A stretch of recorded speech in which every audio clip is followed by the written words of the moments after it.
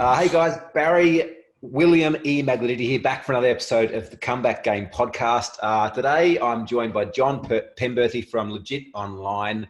John, how you doing, buddy? I'm doing good, man. Thanks so much for having me. I'm excited to have a chat with you. Mate, stoked to be here. Where are you calling in from today? I've come from the office. We were just talking just before we went live that we just moved house, so the house is full of boxes. So I come to the office, which is just outside of Canterbury in the UK. Yeah, nice. I was just sharing too with you that if you go down here, the view's not that amazing because we've actually just moved as well and haven't got the office set up. So UK, mate. So look, we met nearly 2 years ago now, a while ago. Where did we meet? That was that was at a ClickFunnels event. Well, that was Orlando. Orlando, yeah, it was. Orlando. And so we met, kind of hit things off, hung out a bit, had some meals together, stayed in contact. And look, I thought it'd be great to get you on the show today, just to kind of share with the guys around your journey to where you come from. Like, I was lucky enough or fortunate enough to actually come across you long before we first met. You kind of stalked me all online with some of the courses and things that you ran. And, see now that you're doing some amazing things online, generating millions of dollars in revenue, helping hundreds of people around the world. But before we kick off, can you just share with the people out there today, like, who are you and what is it you do? So my businesses and my companies have evolved over the past few years. I mean, when I first got started, gosh, we're looking at, I'm only 26 now, but I've been kind of messing around online since I was 15. It's about 11 years, just like trying to, like the first beginning part was just trying to, grow an income online. That was like, I didn't really care what I did. I was young. I kind of, I felt creative. I didn't really understand why only adults could make money and kids couldn't. So I was just like, let's just find something to do. So it kind of started there, and I was messing around with things like eBay and buying and selling. eBay days. Yeah, dude, absolutely. When I was 15, I was buying and selling on eBay, like little electrical items and whatnot. Then that kind of evolved to wholesaling, all this kind of stuff. And then I remember the day where the first kind of switch happened, where I was, I bought a program, a training course that was going to teach me how to grow the eBay business. And I bought it, and it was a course from ClickBank, right? And so I paid like $70 or whatever it was. And then they had an affiliate program attached to it, and you could get 75% commission. And I was like, 75% commission on a product that I haven't created, and I'm like, I just have to tell people about it. So that opened my world up to affiliate marketing, and I went through there, and long story short, did a lot of stuff with affiliate marketing and did a couple 7 figures over there, and that was great fun. And then I really found a passion for teaching that stuff. It's like teaching what I had done and how I'd been able to do that. And that kind of evolved into where we are now, which is our marketing education company. And this is now, we're talking another 5-6 year jump, and we have multitude of training programs, from YouTube ads to Facebook ads to email marketing, webinars, that whole process of growing your business online. And so what we specialize in right now is taking people who have an idea or have a product and a service that they're trying to sell online and they're struggling. And we'll show them how to package that up, how to build a sales funnel around that, and then how to load it up with traffic that actually converts and grows the business. That's kind of our specialty right now. Yeah. So you guys right now, you got a number of different courses. One I see that you're pushing out there is your YouTube ads. And I remember probably 18 months ago, we were chatting and you said, dude, like YouTube is one of the platforms on the internet today. And I see that not only are you guys getting great results, but you're also helping a lot of other people get great results on YouTube as well. Where do you think YouTube's going as a platform? Interesting question. Where's it going as a platform? Yeah, like what are the opportunities that are on LinkedIn right now? Because you look at Facebook, right? Like the ad cost of Facebook, people are complaining about, still ridiculously cheap to advertise on Facebook. Yeah. What do you think of the opportunities for people out there right now that are in business through the YouTube platform?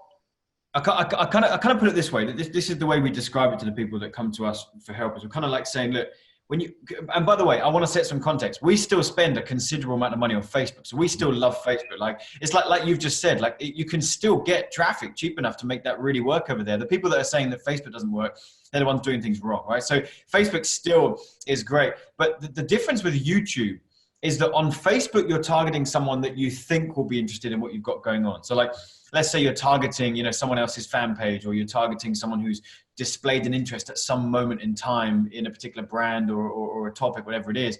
You're kind of interrupting them in that moment and kind of guessing what they might like. Whereas on YouTube, you're targeting people who in that very moment are looking for what you have to offer. So like every single day, people are going in and typing in specific key phrases. Like, think about it. If someone listening right now, if you've got like a weight loss product, right? Or you're teaching someone how to get fit, like, it doesn't get any more targeted than going onto YouTube and targeting people who are in that very moment, literally typing into YouTube, how do I lose weight? How do I get fit? How do I, like, it doesn't get any better than that. And you can target people based on the videos that they're watching. So for me, it's like, it's just a completely different platform. Facebook's still great, but you're targeting people who have displayed an interest at some point in time.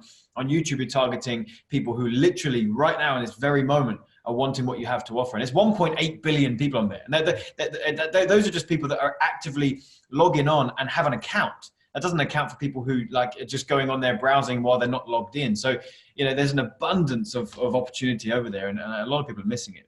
Yeah.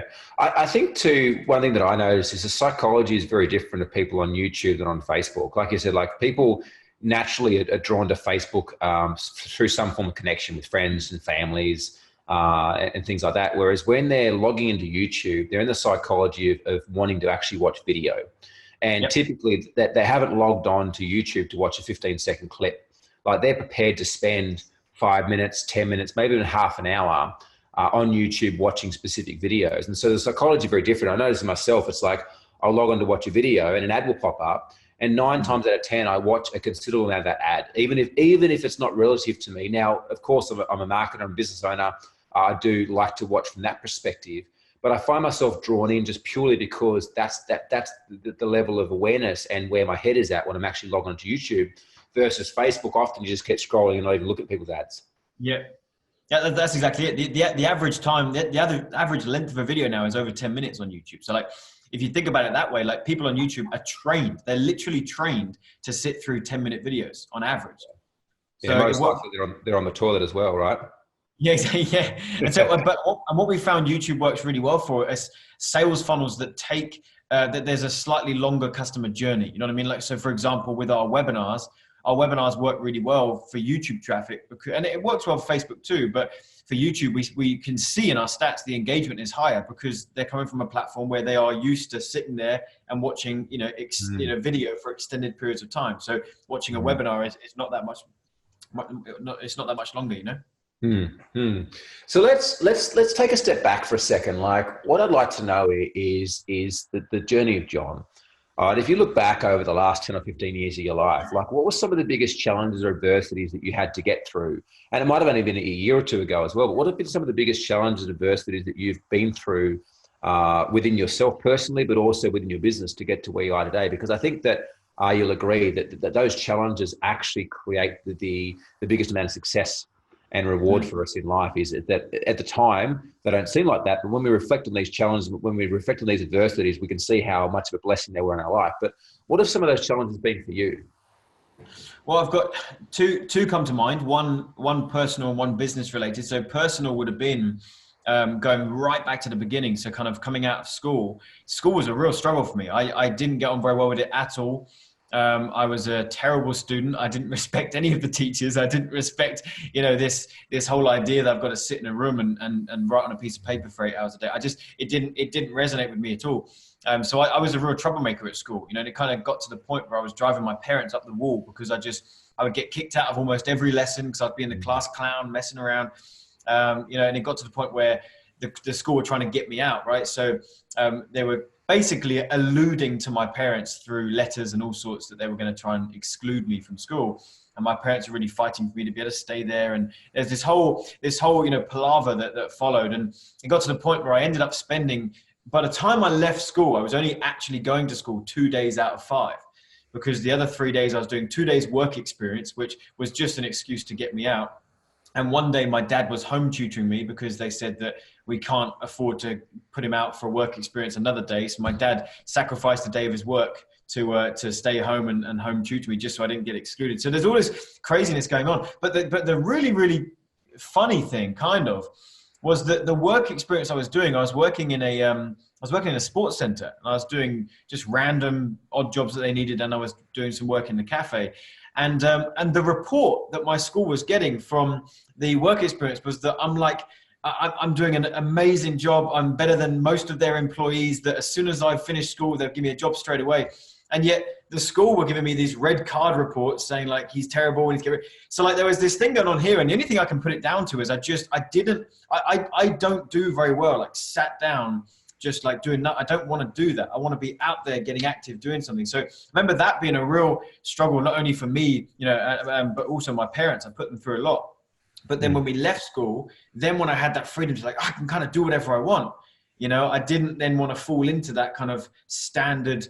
I don't know. I don't want to say, just a poor choice of words I was going to say, but like, I didn't want to fall into that same process of just go find a job and go through the motions. I was like, I want to do something different.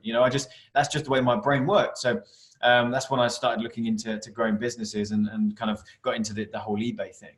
So that was one kind of journey that I've gone through. The one that is to do with specifically business related.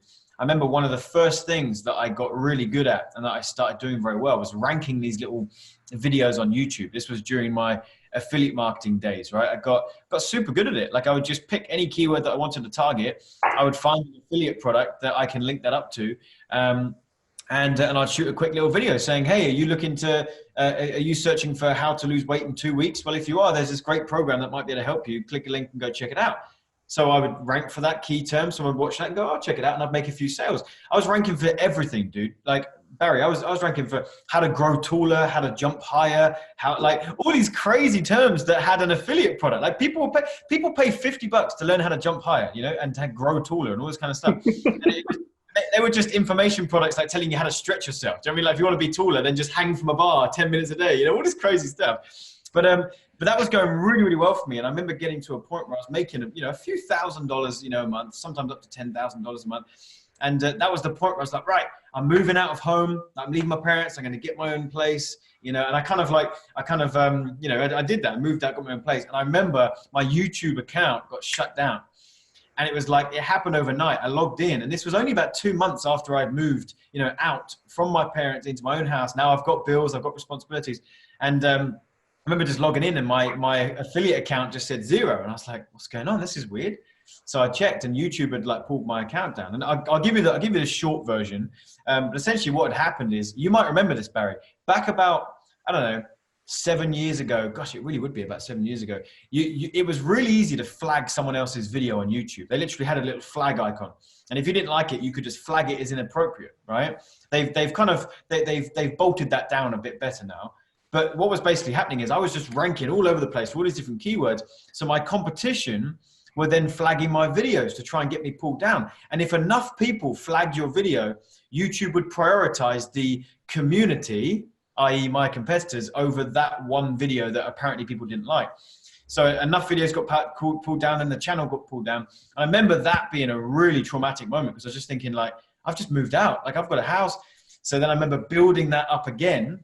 I just decided, look, I've just got to pick myself back up. Let's build another YouTube channel. Built it again. Long story short, another 100 videos or so, got my income back up. YouTube account got shut down again, the second time.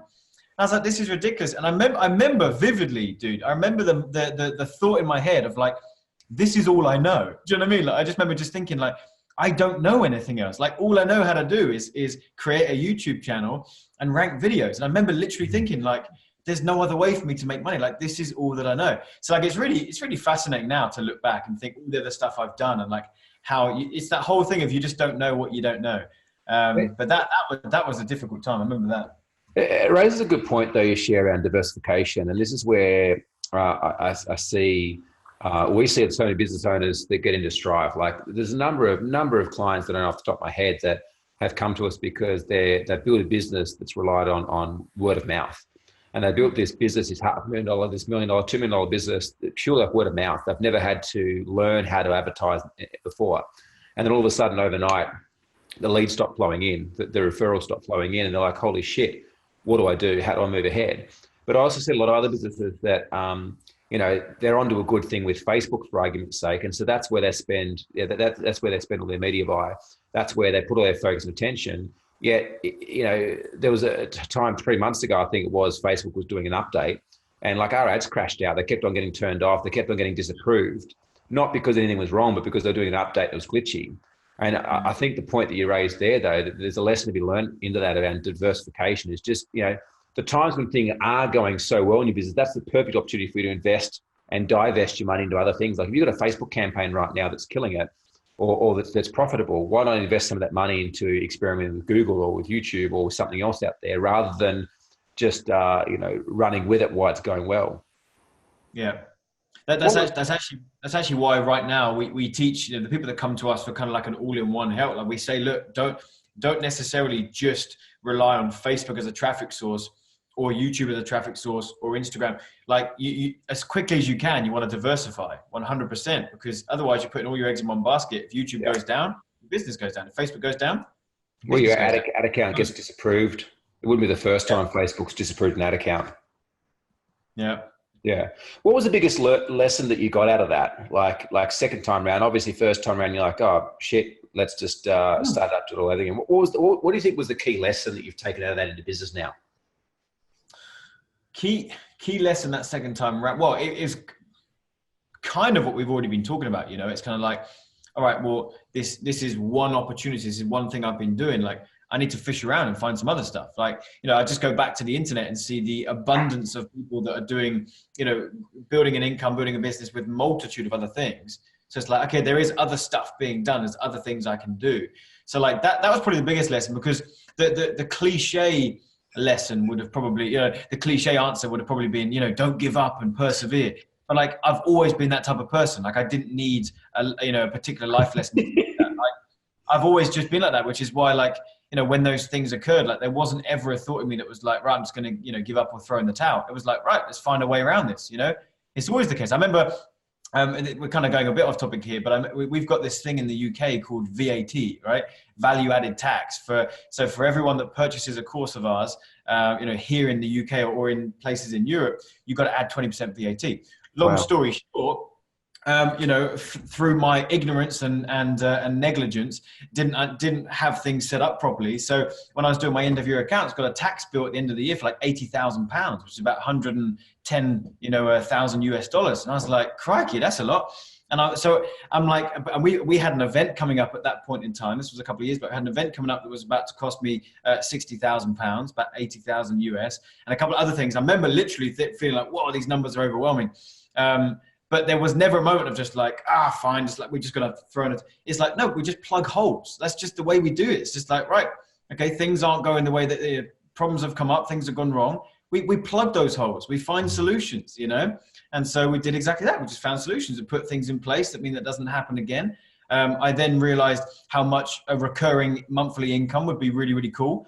So because I don't want to be in a position again where it's like get into the month, we've got a big bill and it's like, right, crap, we better sell something to cover that bill. So then I launched a recurring model, and we launched a membership that's $200 a month, and we put over 1,000 people through that. So now we've got a really comfortable monthly retainer that's rock and rolling on that. So things are really, really comfortable.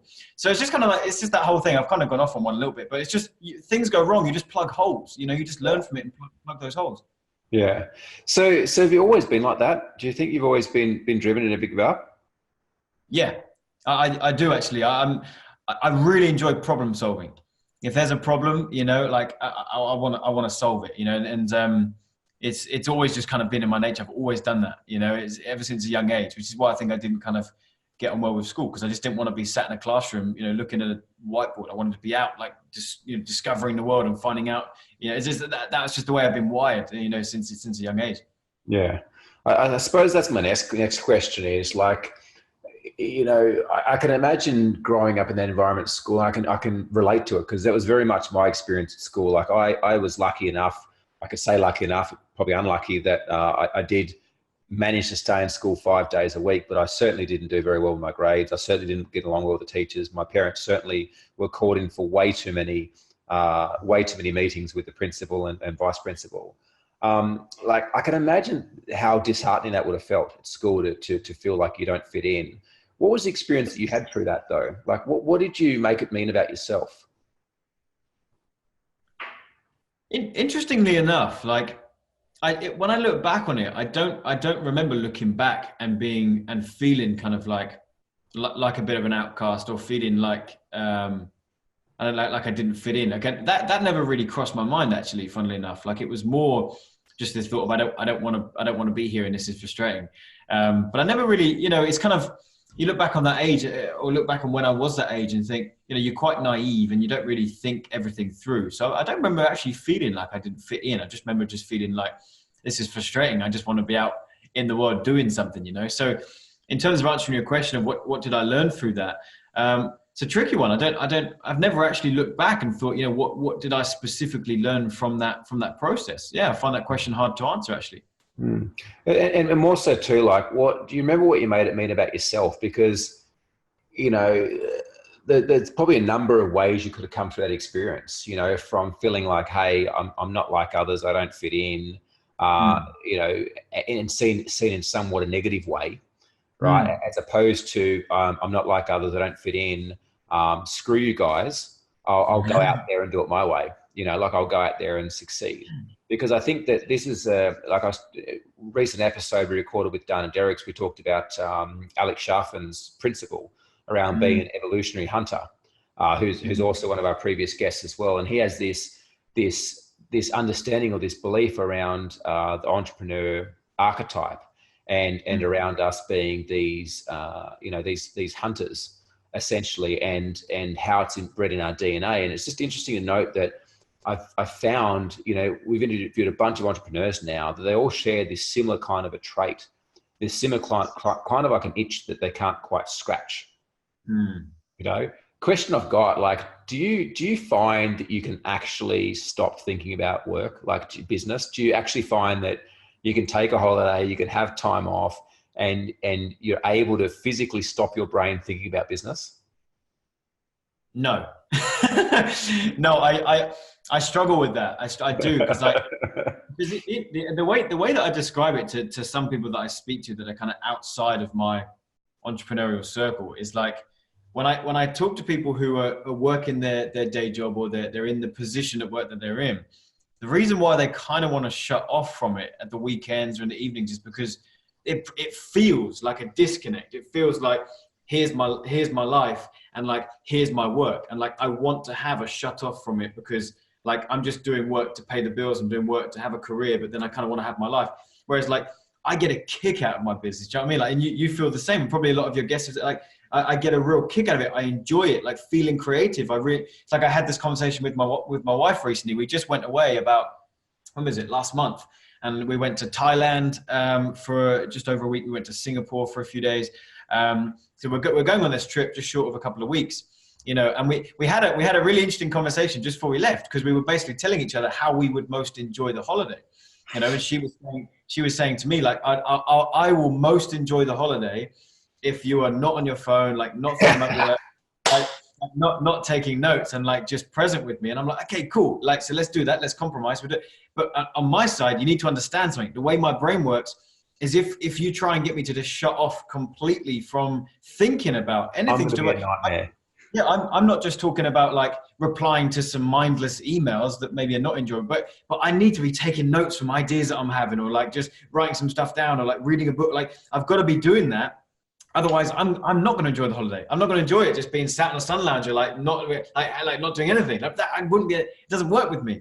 So yeah, I do find it hard to switch off. It's because I enjoy it so much, not because, I mean, I'm in a fortunate position right now where I have a great team around me. I could go away for 2 weeks and not think about it, and things would be just fine. But I want to think about it. That's the difference, I suppose. Yeah, I suppose that's what I was getting. Can I ask you that question? How do you find it? Yeah, no, I'm a nightmare to be around. If you try, I've had very similar conversation with my partner. I'm a lot better now than I used to be, but in the beginning, it's like, hey, you best going to enjoy the holiday. Oh, well, look, if you're not working, I'm like, yeah, that's fine. Like, I've got a team, I don't need to work, and then I get away, and I'm like, I'm on my phone, and I'm writing shit down, and I'm thinking things, and I'm talking about business, and driving her crazy. Yeah. She loves business too, and loves to talk about it as well, but also loves the ability to shut off and enjoy other things in life. And I'm a lot better now. But I find that I turn into like Hulk. Like, I turn into this beast if I'm like restricted from allowing my creative thoughts to kind of flow. And I suppose that's what I was getting with. I ask a lot of entrepreneurs that question. A lot of them are like, oh, like, yeah, I'm not very good, I'm working on it. And I'm like, are you really? Like, do you really want to work on it? Because here's the thing, is that a lot of entrepreneurs have this pursuit for like financial freedom, for time freedom. But the reality is that most of them, nearly all of them, when they get there, they still keep doing what they're doing anyway, because it's the love of what they're doing. It's the love of the creation. It's the love of the experience of building something that is most fulfilling above any amount of money or any ability to buy any experience in life. And, there's only so long you can sit on a beach floor before you get bored. Yeah. Especially if you haven't got some sort of business book sitting next to you, or the ability to take notes or dream up the next big stage of life. Yeah. So how do you cope with that then with her and with other people around you, like other friends or other family members that aren't necessarily maybe entrepreneurial minded? Well, so it's mainly with, I think the main one, and I'm not saying this as a negative point, but the main one is with my partner. Which is totally safe. She probably won't listen to the podcast anyway. So No, but she'll probably appreciate what I'm going to say anyway. But that would be the main one, just because obviously I spend the bulk of my time with her, right? So that's the relationship that I'm around the most. So that's the one that we're having to work on and figure out. Everything else is slightly different, because I'll go and see my parents. They love to talk about it and find out what's going on, so I can get all excited about it. If I go and see friends, that's like a one-off event. It's like, right, I'm going to see my friends this evening. So that in those moments, I quite enjoy shutting off. It's actually quite interesting. In fact, it's always kind of like the opposite, funnily enough. If I'm hanging out with someone and someone just wants to ask me about the business, I'm kind of like, no, hold on, I don't want to talk about it right now. I've just done a busy day with it all. I just want to kind of shut off and just hang out with you. So it's actually quite a funny dynamic. But no, so it's not so much with friends, because that I find it really easy to shut off. With your partner. Yeah. Say it again. But with your partner, you find it hard to shut off. Yeah. And so just because I spend the most of my time, with her, but I think we're starting to figure it out. I think it's more than that though too. Like, I don't know about you, I can only probably speak for myself here, but I find that like when I'm around my partner, it's like something inside of me gets turned on. And I don't mean sexually, like something inside of me wakes up, gets turned on, and I have these whole, creative thoughts and things flow through me that I don't necessarily get when I'm around other people. Yeah, interesting. Yeah, could well be a similar thing here then. Maybe. So maybe they're the source of inspiration. The source of our powers, yeah. Source of our powers, yeah. What do they say? Behind every good man's an even better woman. Yep. So for you ladies out there, this one for you. So mate, if you were to go back in time and have a conversation with a younger version of John, let's say that you go back to a 10-year-old version of you, what would you say to him? What advice would you give him? What would you tell him? A 10-year-old version of me. I would definitely, I as crazy as it sounds, I would have told him to pay a bit more attention to school. Because there are, I do think there's a lot of problems with the schooling system right now. But at the same time, I do think there's still a lot of good there as well. And so there's a lot of stuff I could have learned there that I just didn't. I just completely neglected. So I would tell him to concentrate more at school. I would. It's all the cliche stuff, dude. Like, you don't really appreciate how much your family do for you when you're that age either. You know what I mean? Like how much they're looking after you, the things that they're doing for you, what they're providing for you. So I would have. If I could go back to 10 years old, like you've asked, I would love to have been able to say, to respect my parents more than I did. I did put them through a lot of hell until I matured and got to 16, 17, then things started to change. But up until then, I was just a nightmare, dude. And I wish I hadn't put them through a lot of the stuff I had. Yeah, dude, you and me both. Yeah, I certainly helped my old man lose his hair and turn my mum grey, that's for sure. Yeah. What's the best advice you've ever been given by a mentor or a friend or someone you know? Best advice. The best advice for me, and I don't want to make this too, like a kind of taking it into a religious conversation, but I'm very, very strong in my faith. We can totally go there. Yeah. Well, I have a very strong faith in Christianity and in Jesus. So the main lessons I've learned would have actually been from him. Do you know what I mean? There's a lot of amazing teachings that Jesus gave, right? That are just phenomenal to follow. The whole thing of forgiveness. That's a big one. Like if you just hold on to unforgiveness, that's just going to ruin you. You know what I mean? So like being able to forgive freely, you know, being able to unconditionally love people, you know, not judging people. That's something that I've struggled with in the past, you know, judging people. And feeling judged yourself. That's a difficult one. So just like, you know, that idea of just actually, you know, we just, that's for God to do. That's not for us to do. We don't judge. So it's things like that actually probably is kind of, as a bit of a unique answer, but there's not really like, there's not a business statement or phrase that I've taken on board or something general, like personal, that trumps the advice that I would see in the Bible that has kind of guided me to this point. Yeah. There's a lot of incredible biblical principles that relate heavily into business as well, right? Were you always a man of faith? Were you brought up that way, or was it something you found later in life? I was brought up that way, but I wasn't always living that way. You know, my parents are Christians, in a Christian household, you know, so had that, you know, that positive influence on me in that area. But I remember just not living it for the longest time, especially through school. Like I was telling you, I was an absolute nightmare, you know, getting into some real trouble and all sorts. And I remember when I left school, and I was about 16, 17, 18 years old, somewhere in that, I don't know exactly, in a gradual process.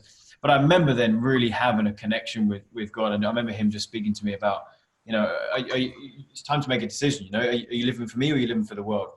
And I remember just having this unconditional urge to just be like, no, I don't. My life isn't my own. I want to live for you. And I've kind of gone on a journey of looking into, you know, this faith, not just from a standpoint of, you know, you kind of hear that the old, like, you know, you just got to have faith, just got to believe, you know, which it is true. But at the same time, and the flip side, it's like, actually, you know, if you dig through the historical records, it's kind of, you know, it backs it up too. So I've kind of went through that journey. So the thing that I always find interesting is it's easy to have faith when things are going bad. And that's most of the time that people, you know, make that direction is, you know, when they're down on their knees.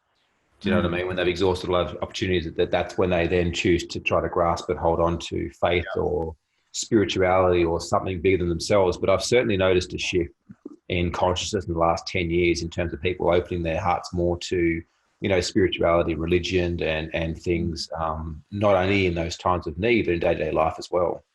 Yep. Yeah. Absolutely. Okay. And before we wrap things up, still got a few more minutes left. Like, for anyone out there today that's watching or listening to this, that's looking to make a move online, like, what advice would you give them? You know, maybe they're currently marketing online, but they're just doing some boosted Facebook posts, or maybe they haven't marketed online at all. What would be your top 3 tips? Okay, yeah, and so I've got 2 immediately, and I'm sure the third will pop up my head as we go. Because the first one's really, really important, which is that you've got to do something that you genuinely love, like that you really, really are passionate about. Like if you're, we have a multitude of people that come to us for help, and a bunch of them are already in place with that project that they love, the idea they love. And there's the other portion of people that just kind of like, you know, I just want to grow a business. And like, it doesn't really matter what I do. So they'll go and find an affiliate product that they don't really kind of care about or resonate with. It's just the idea of just, you know, that you know, the quote unquote, like, make money, you know, I just want to make money, grow an income.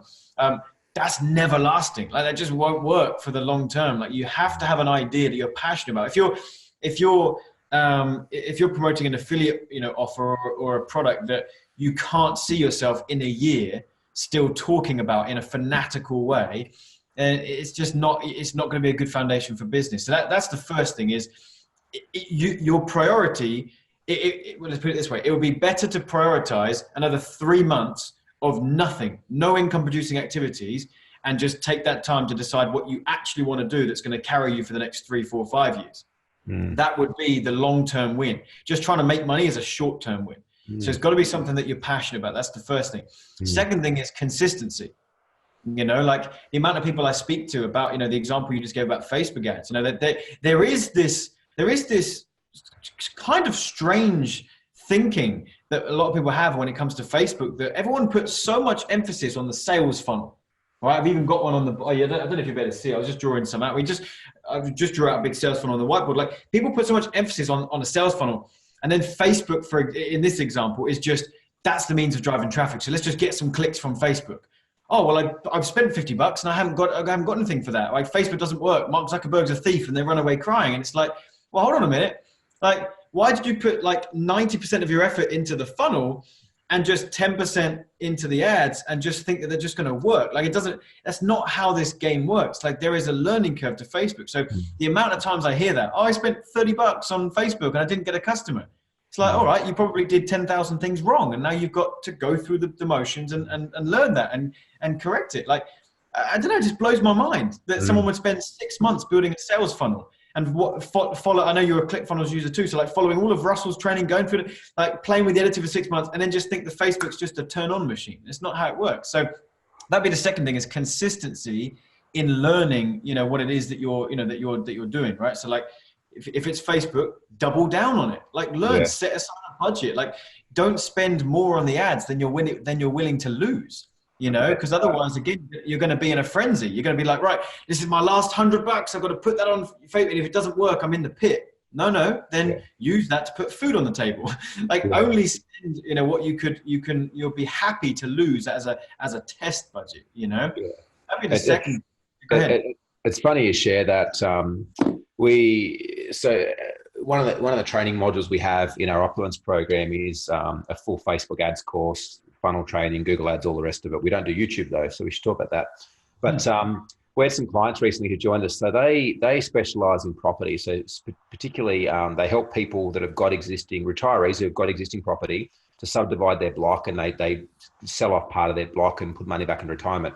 And they started going through the Facebook ads process. And it was funny watching them from the sideline, because I remembered exactly what it was like for me many years ago when we first started, is that, we spent all this time building this funnel, we launched our ads and nothing happened.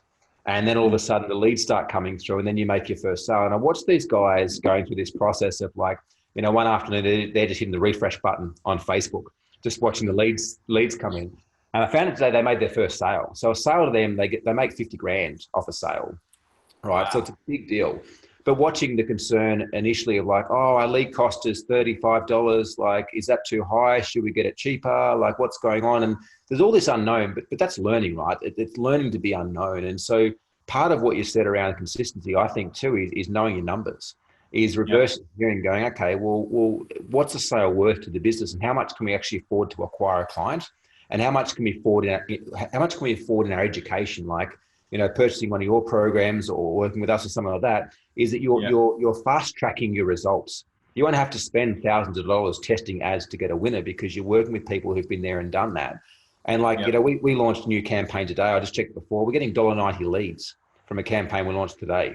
Now, it won't stay like that, but it's like, that's where you can get to once you know that skill set, right? And once you've gone through and you've done the work and become masters in it. Did you have a third point there, John? Yeah, and funnily enough, it ties into basically what you've just said, but it was going to be in a slightly different roundabout way, which is kind of, you've talked about this idea of knowing your numbers. I was going to talk about this idea of not making, like when you're running your Facebook ads, like trying to claw back every cent, ASAP, because again, that's the short win. It's like, if you know your numbers, like you just said, Barry, you can afford to go, right, I know how much a customer is worth to me at 7 days, 14 days, 28 days. And for people listening in, what I mean by that is, look, if you're doing lead generation, so you've got people joining your email list, you're going to have some people that purchase, in the first couple of days. You're going to make a few more sales in 7 days. Then you're going to have some other emails you send out. Then your remarketing is going to kick in.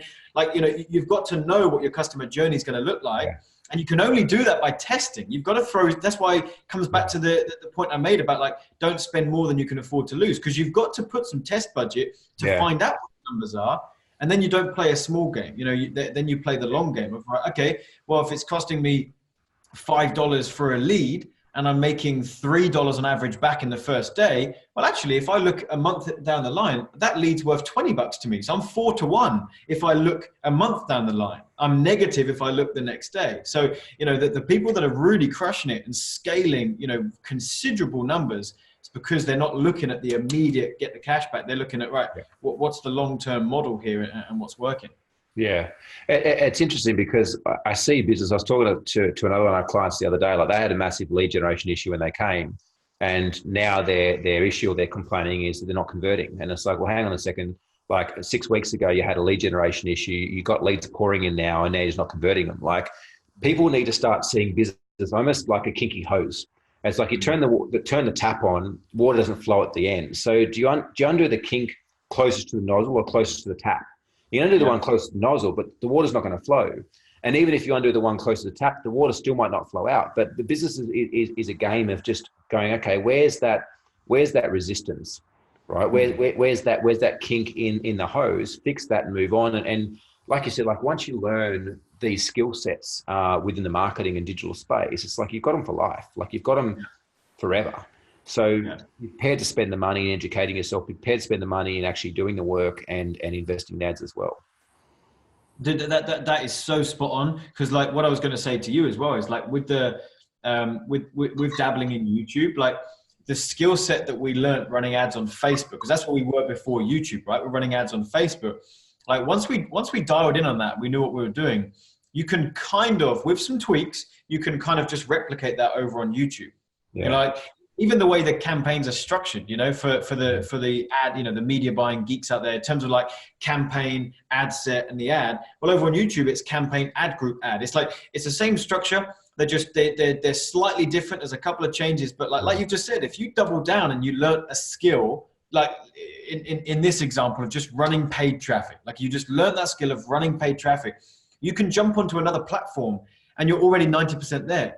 Like I'm kind of stopping at YouTube, Facebook, Instagram, because we've kind of got all the traffic we need in those three areas, and you know we don't want to overload the team and whatnot. But we've got those three. If we wanted to, we could jump onto Twitter and start running ads, and I could probably be up, you know, running tomorrow. I could jump into this whole Snapchat phrase that's going on, which I'm personally not interested in just yet. But you know, like I could do, because once you learn an ad platform, you just jump onto another one, you know, and you kind of there. So I totally agree with what you just said. Yeah.